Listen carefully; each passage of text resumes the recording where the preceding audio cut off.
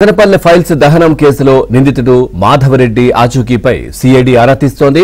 మాధవరెడ్డిని అజ్ఞాతంలోకి వెళ్లినట్లు అధికారులు గుర్తించారు. ఇక మాధవరెడ్డి ఆచూకీ కోసం ప్రత్యేక బృందాలు రంగంలోకి దిగాయి. సెల్ ఫోన్ ఆధారంగా నిఘా ఉంచారు. ఇక ఆస్తుల వివరాలు ఆరా తీస్తున్నారు.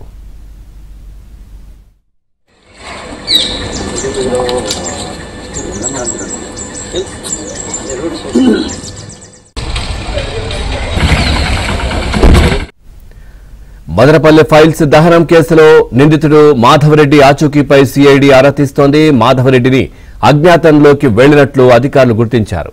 ఇక మాధవరెడ్డి ఆచూకీ కోసం ప్రత్యేక బృందాలైతే రంగంలోకి దిగి గాలిస్తున్నాయి. సెల్ ఫోన్ ఆధారంగా నిఘా ఉంచారు. ఆస్తుల వివరాలు కూడా ఆరా తీస్తున్నట్టుగా తెలుస్తా ఉంది.